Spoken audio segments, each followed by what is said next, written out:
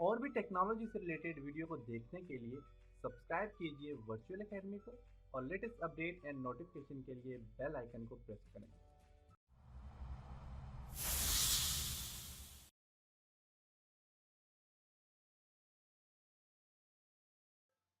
अस्सलाम वालेकुम dear students.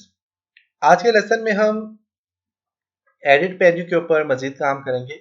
Previous lesson में हमने कट कॉपी पेस्ट तक काम किया था और इसके अलावा डुप्लीकेट क्या होता है इन चीज़ों के ऊपर डिस्कस किया था। आज के लेसन में हम जो है तो एडिट मेन्यू पे कुछ अलाइनमेंट के ऊपर डिस्कस करेंगे, फाइंड एंड रिप्लेस के ऊपर डिस्कस करेंगे, प्रेफरेंस पे और स्टोरी एडिट पे। इसके अलावा और भी कुछ चीज़ों के ऊपर हम काम करेंगे।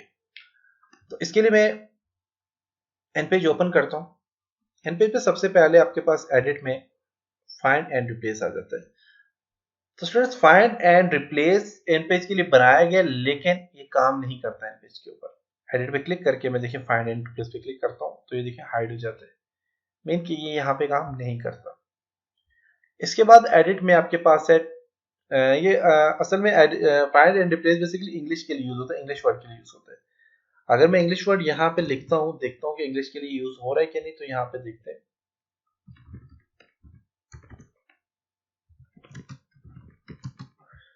अब मैं यहाँ पे एडिट में जाके तो इसको फाइंड एंड रिप्लेस पे क्लिक करता हूँ तो ये देखिए फिर भी यहाँ पे काम नहीं कर रहा। तो बेसिकली यहाँ पे एन पेज के लिए बनाया गया, लेकिन ये फिलहाल यहाँ पे एक्टिव नहीं है, काम नहीं करता यहाँ पे। एडिट पे काम एडिट में आपके पास यहाँ पे टॉप मोस्ट और यहाँ पे सेंड बैक ऑप्शन है। तो ये ऑप्शन जो होता है ये शेप्स के ऊपर या फिर पिक्चर्स के लिए यूज किया जाता है। जैसे कि मैं यहाँ पे पिक्चर ऐड करता हूँ, डबल क्लिक करता हूँ, पिक्चर ऐड कर ली और इसी तरह मैं यहाँ पे ये सर्कल टूल ले लेता हूँ और इसके ऊपर भी मैं इसको थोड़ा सा मूव कर लेता हूँ यहाँ से और इसके ऊपर मैं कोई पिक्चर ऐड कर लेता हूँ। आप देखते हैं कि ये आपके पास फ्रंट पे और ये बैक पे है। तो ये जो फ्रंट वाली पिक्चर है इसको यहाँ से सिलेक्ट करता हूँ और एडिट में जाके तो इसको मैं सेंड बैक पे क्लिक करता हूँ तो देखिए कि बैक पे चली गया और ये फ्रंट पे आ गया। अब जो बैक वाली पिक्चर है इसको मैं फ्रंट पे लाना चाह रहा हूँ तो एडिट पे क्लिक करता हूँ और यहाँ से मैं ब्रिंग इन फ्रंट पे क्लिक करता हूँ तो देखिए फ्रंट पे आ गया। इसे एडिट में जाके तो आप यहाँ से टॉप मोस्ट पे क्लिक करें, जैसे कि अगर काफी सारी आपके पास यहाँ पे जैसे कि ये आपके पास आ गया। इसी तरह आपके पास यहाँ पे एक और शेप ऐड हो जाती है जी, ये ऐड होगी। फिर इसी तरह आपके पास यहाँ पे एक और यहाँ पे ये वाली ऐड हो जाती है। अब देखिए सबसे जो पीछे वाली पिक्चर है ये वाली, इसको मैं चाहता हूँ कि ये फ्रंट पे आ जाए, सबसे ज्यादा फ्रंट पे आ जाए। मैं इसको यहाँ से सिलेक्ट करता हूँ इस पिक्चर को और इसमें मैं चाहता हूँ सबसे फ्रंट पे आ जाए। तो आप एडिट पे क्लिक करके आप इसे टॉप मोस्ट पे क्लिक करेंगे तो इस बिल्कुल फ्रंट पे आ जाएगी। तो मैं यहाँ से ब्रिंग फ्रंट पे क्लिक करता हूँ तो देखिए यहाँ से फ्रंट पे ये भी आ गया। तो टॉप मोस्ट का भी यही फंक्शन होता है जो कि अभी एक्टिव नहीं हुआ था। ओके, तो ये था आपके पास आपकी शेप्स को कैसे अलाइन किया जाता है, कि आप शेप्स को फ्रंट बैक कैसे मूव करवाया जाता है, सेंड किया जाता है। उसके बाद आपके पास लॉग गाइड्स, जैसे कि यहाँ पे देखिए तो मैं यहाँ से एक गाइड यहाँ पे ऐड करता हूँ। इस गाइड का फायदा ये होता है कि आप लाइन के लिए यूज कर सकते हैं। जैसे कि यहाँ पे लाइन यहाँ पे मैं चाहता हूँ ऐड हो जाए, दूसरी यहाँ पे बिल्कुल अलाइन करने के लिए अपने टेक्स्ट को किसी भी लाइन पे अलाइन करने के लिए आप इसे यूज करते हैं। जैसे कि मैं चाहता हूँ ये जो टेक्स्ट है ये यहाँ पे एंड हो, इससे आगे ना जाए, और यहाँ से स्टार्ट हो, इससे आगे ना जाए। तो आप इसको अलाइन करने के लिए गाइडलाइन यूज करते हैं। अब गाइडलाइन को मैं खत्म करता हूँ, जैसे कि मैं इसको मूव करता हूँ, देखिए मूव हो रही है यहाँ पे। इस गाइडलाइन को आपने फिक्स करना है तो इसके लिए आप एडिट में जाके आप यहाँ से लॉग गाइडलाइन पे क्लिक करें तो आपके पास ये गाइड जो है तो ये देखेंगे लॉक हो चुकी है, मूव नहीं हो गया।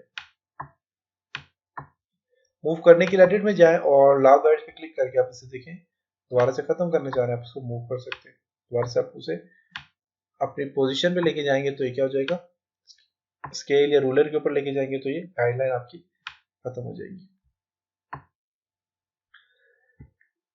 इसी तरह आपके पास स्टोरी एडिटर है। स्टोरी एडिटर का फंक्शन ये है कि मैं यहाँ पे जाता हूँ और यहाँ पे टेक्स्ट पे क्लिक करें, यहाँ से कर्सर आपकी जब प्लेस करेगी तब ये एक्टिव होगा। एडिट पे जाएं और आप स्टोरी एडिटर पे क्लिक करें तो देखें एक स्टोरी के लिए आपके पास एक बहुत बड़ा पेज बन गया और इस पेज की मदद से आप देखें यहाँ पे कुछ भी टेक्स्ट लिख सकते हैं।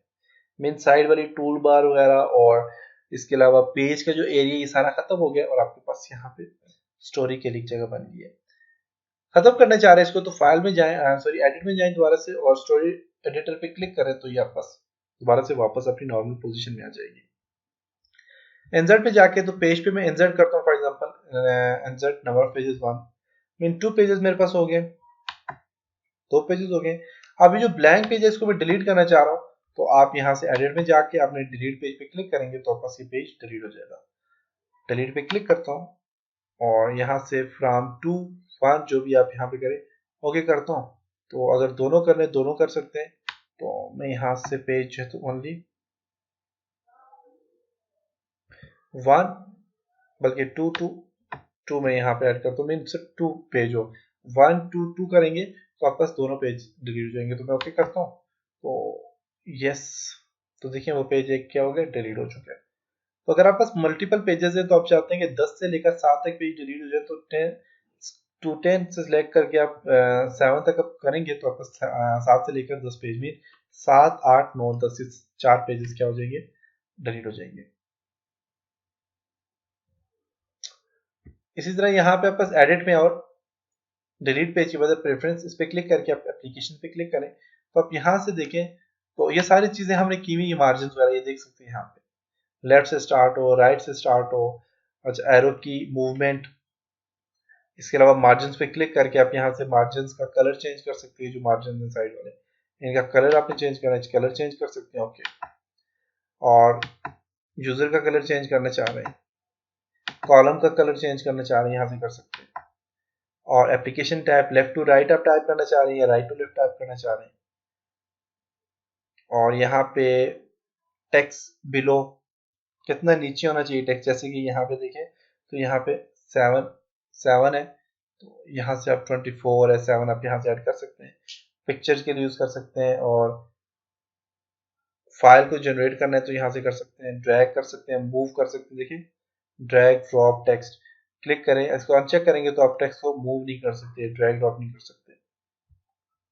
इसी तरह एडिट में जाते हैं, जाने के बाद यहाँ पे सेटिंग्स है, कुछ डॉक्यूमेंट्स की सेटिंग पे क्लिक करें। डॉक्यूमेंट जो है आपके पास देखिए मेजरमेंट आपका क्या है, मिलीमीटर में, ये एमएम में सारी डॉक्यूमेंट्स की। आप इसे इंचेस में करना चाहते हो आप इंचेस में क्लिक करेंगे तो ये सारी आपके पास स्केल रूलर में भी इंचेस पे आ जाएगा और आपके डॉक्यूमेंट्स की मेजरमेंट भी आपके पास इंचेस में आ जाएगी। जैसे कि आप फाइल न्यू फाइल ओपन करते हैं, न्यू पेज ओपन करते हैं तो इंचेस में आपके पास ओपन होगा। इसी तरह पॉइंट्स में करना चाहें पॉइंट्स में कर सकते हैं, कैरेक्टर जो है उनको पॉइंट्स में करना चाहते हैं पॉइंट्स में या पिक्सल में करना चाहें कर सकते हैं। रूलर, आप ये जो रूलर है आप इसे विजिबल करना चाह रहे हैं, आप चाहते हैं सामने डिस्प्ले हो तो आप विजिबल पे क्लिक करें, सामने डिस्प्ले होगा। अगर इसे अनचेक करेंगे तो ये हाइड हो जाएगा, सामने डिस्प्ले नहीं होगा।